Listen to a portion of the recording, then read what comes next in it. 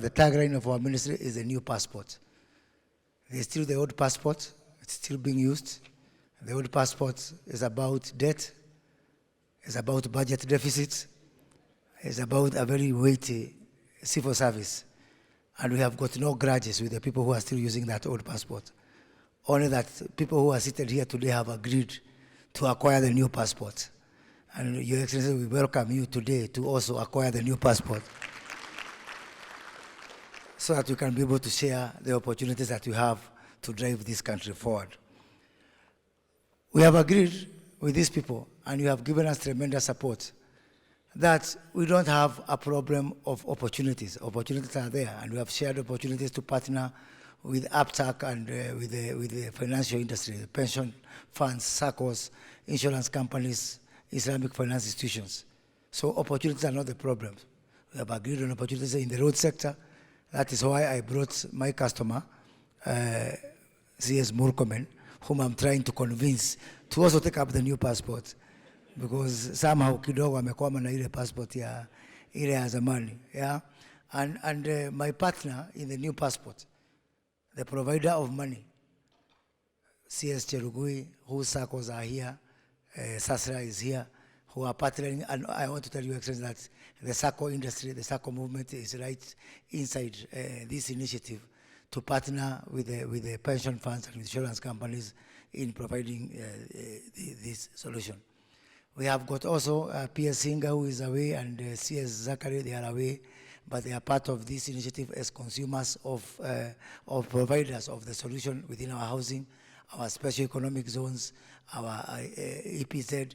Most critically, as Chris Hooker said, our privatization program, which we have requested that we fast track the repeal of the privatization law, so that we can be able to free up the opportunities that we have with Kenyans to share into this. I've been having discussions with a lot of our foreign partners, and they are really very happy with this initiative. I just had a meeting today with the American ambassador, and he has confirmed that the pension funds and the mutual funds from the US are watching this very closely. I'm having discussion with other foreign countries who also want to give us their pension funds, their private equity, their mutual funds to come and partner with this framework that is really freeing us from the old conversation. So, Safari Mianza, and now it is no longer talking. I normally talk a lot, but I will not talk, because what these people have more is less of words and more of money.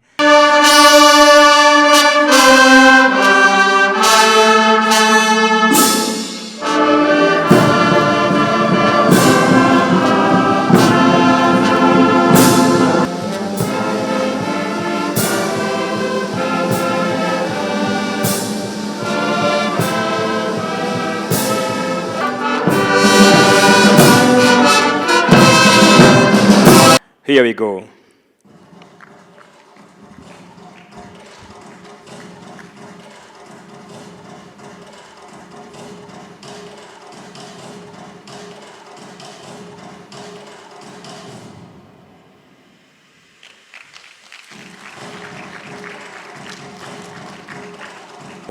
And we are going to rationalize the budget and be able to look at what else we can do even next year.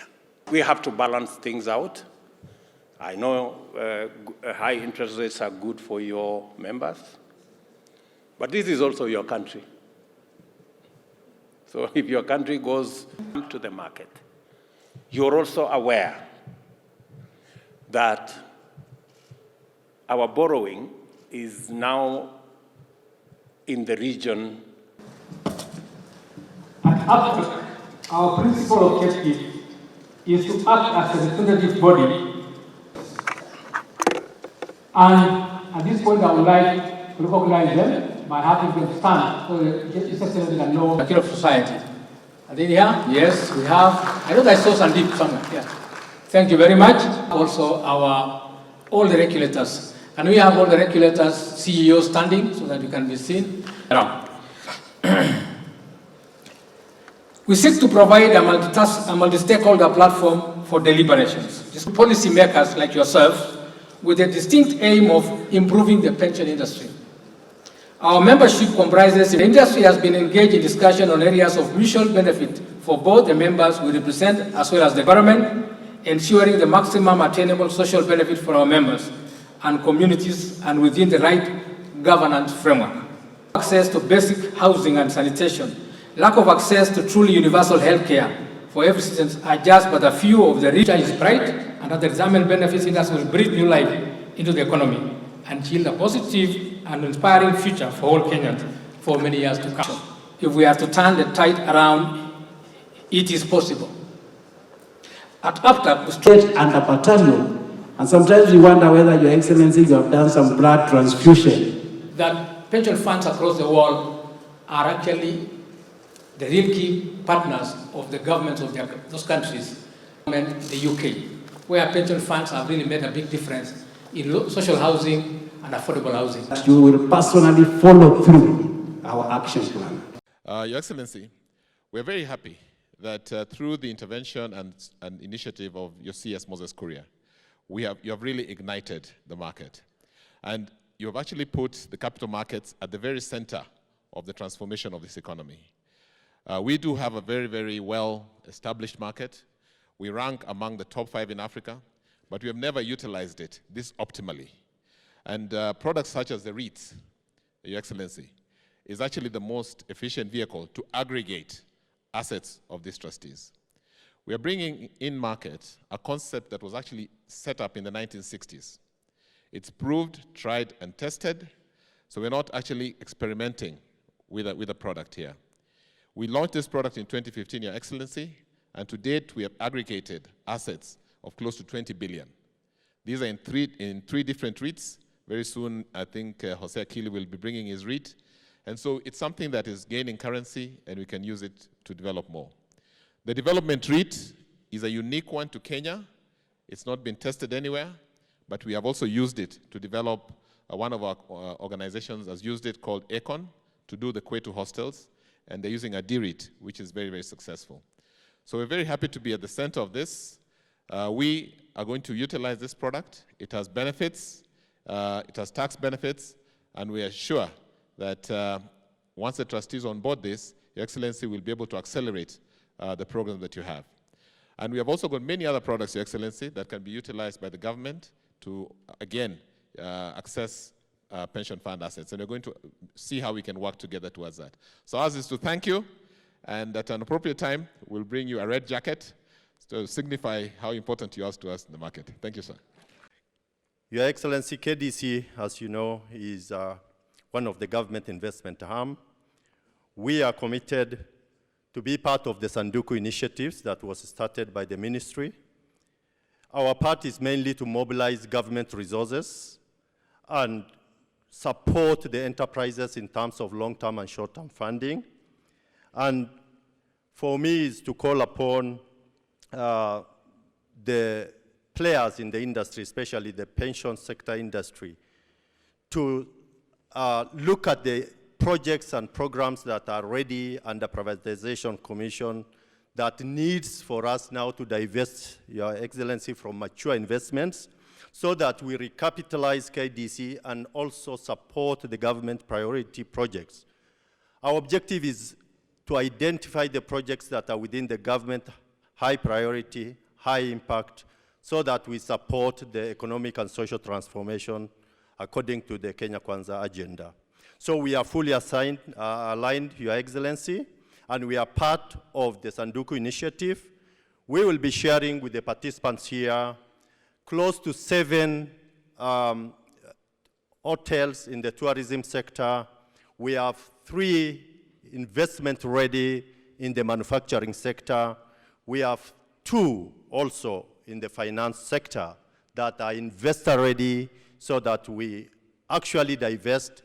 They are mature and ready for any investor within the pension industry to now come in so that we use that fund now to recapitalize and support government priority high impact. 47% of your pension savings from your schemes, you put it in government paper. And I want to say thank you very much for supporting us. I also know that we have some huge pending bills owing by government institutions, by public institutions, that is owing to pension schemes. And I want to undertake, because I am looking forward to a win-win relationship between you as pension managers and administrators and trustees and us as people who work in the public sector. And I want to commit. I have told your leadership that I want to agree with you on the monies that our parastatals, universities, public institutions owe you. I want a framework where we will make sure that we pay all that money in the next 2 years. That we have collected money from your members and we have not remitted to your schemes.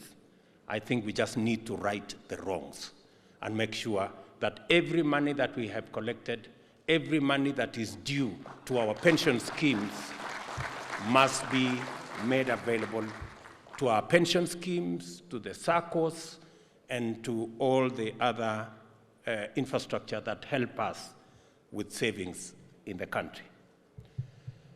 So, Mr. Chairman, I'm looking forward to you and the ministry working together between the ministry responsible for investment and the ministry responsible for pensions at Labor and Social Security, working with you to ensure, including the Ministry of Finance, so that we can provide a framework where we can settle our bills with you so that you can continue the good job of ensuring that your members, your contributors, have savings for the present and they have a retirement to look after, and you can do that much more efficiently. I have instructed the Ministry of Finance to work with all the other ministries so that we can shave off 300 billion shillings from this budget of this year. It's not a simple assignment. It's not an easy thing to do, but I promise you we will do it because it's the right thing to do. We will have to delay some of the projects we have. We will have to postpone some of them. We will have to relook at some of the interventions. I have seen reports that we have slowed down on trips abroad and many of the other things, and made sure that we are removing the fat from our budget. I promise you, because I will not be the president that will continue the journey of taking our country into debt. It's going to be a difficult choice, but I don't see an option. We just have to make those choices. So, and we are going to rationalize the budget and be able to look at what else we can do even next year. I have also given instructions to the Ministry of Finance that yes, we will go to the market, and if we find that in the market we cannot find money at 10%, we will go back and relook at other sources. It's not possible for us to borrow at beyond 10%. Anything 12, the last borrowing that we did was at 14%. That is unacceptable. And that's the trajectory we are going. I don't know whether it is good news for you. I don't know whether it is bad news, but that's where we are going. I'm sorry, gentlemen and ladies. because this is your country as well. I don't think anyone seated here would approve us to continue borrow and take our country to debt in a way that is not sustainable for your country. So if your country goes the wrong way, you have no other country to live in. This is the only country you have, unless there are people here with dual citizenship. Going into the future, we will have to find alternative mechanisms of raising funds in a way that is responsible. Our revenues are only 14% of GDP. We have countries that go all the way to 30, 35%. But for the size of our economy and for our region, I am very confident that we can do between 22 and 25% of our GDP. And I have every intention to ensure that our Kenya Revenue Authority and all of us work together so that we can raise sufficient revenues through our taxes to be able to take charge of our development and to be able to progressively get our country away from huge debts that we have today. It is the moral thing to do, it is the right thing to do, and I am asking you, as I ask all of us as Kenyans, to work together towards doing that which is right and ensuring that we raise our percentage of revenue that we collect from 14 to 20, 23, 25%. That way, we can raise our revenues from the current 2.1 trillion to between 3.5 going into 4 trillion. That will give us sufficient resources to be able to run our development programs, to retire our debts, and to set the correct footing for our country. Because we can do it. It is possible for us to do it. We just need to work together, be disciplined, get things right, everybody working together in a synergized manner. We can get our country in the right place. And I have every intention of providing the leadership for us to get there. As we work on reducing debt and borrowing and raising revenues so that we can fund our development and reduce government borrowing, we will give more space for borrowing by business, by entrepreneurs, by the private sector, so that they too can fire the engines of our growth. Because continued government borrowing at the level that we have is squeezing out the private sector, denying the private sector the resources to be able to drive their enterprises and the economy of our country. We are also working to make sure that as a country we raise our savings. At the moment, it doesn't matter how you look at things. It could be anywhere between 10 or 12%, depending on what numbers you are working with. But we should be able to do better than that, possibly double our percentage of savings as a percentage of GDP. We should be able to do that. It is possible, and we can work together towards achieving that. We're working with the teams to make sure that we provide pathways and interventions and a framework for Kenyans to do more savings as they do business. For example, we have built around the Hustler Fund that it's going to be a fund that is not only going to promote affordable credit, but it is intertwined with a savings component in it that is also mandatory. Because that way we can begin to build our savings as a country. In our infrastructure, we have several roads that we want to construct and some that are halfway done. We want to work with you, and you have many professionals here. The good gentleman who spoke about this gathering, they said, these are people who are tested, they've gone to class, they have been examined, and they have passed the exam. So I do not have any doubt in my mind that we have the requisite knowledge for us to structure an instrument that you can invest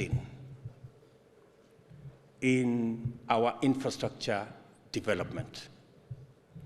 I have available every year from the Kenya Roads Board about 40 billion shillings that I can pay you every year. Ring-fenced. It's not, we are not, and it is in its own account. It's not part of the money I use to do other things. It is dedicated, and I want to agree with you how I can pay you these 40 billion shillings every year if you give me the money to be able to finish these roads and to do infrastructure, which your members will use. I want the good people, the intelligent people. You know, some of us are not as intelligent as the people here. So let them sit down with my good minister here. I brought Kipchumba Murkomen here as the minister for roads so that he can listen to what we are saying. He is ready for us to have a conversation. How proud will you be if you can not only make your pensioners benefit, but also contribute to developing your country? You can proudly say, we built these roads. That is the win-win relationship I am looking for from you. I am told you are the people who make the decisions.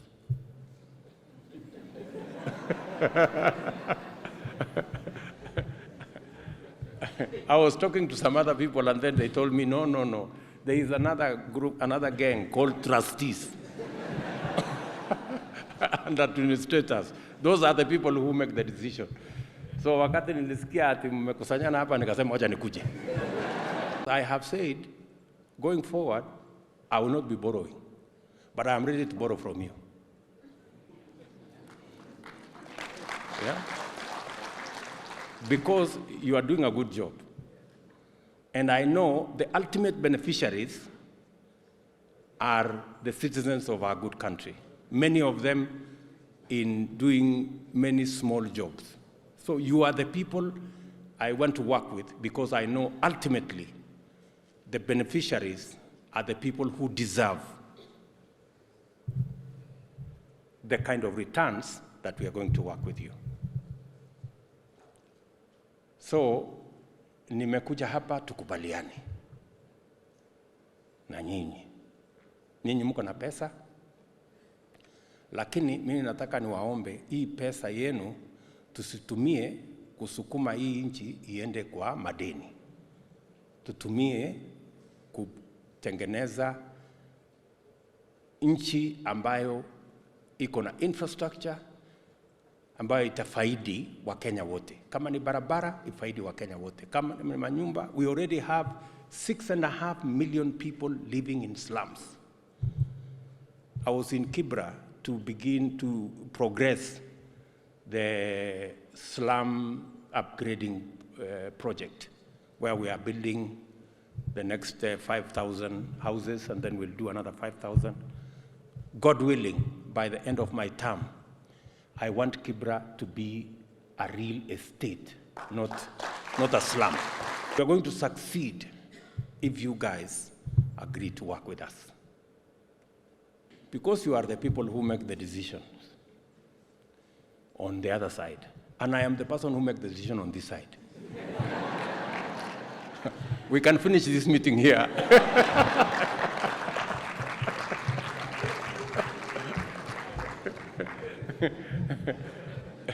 Si ndio?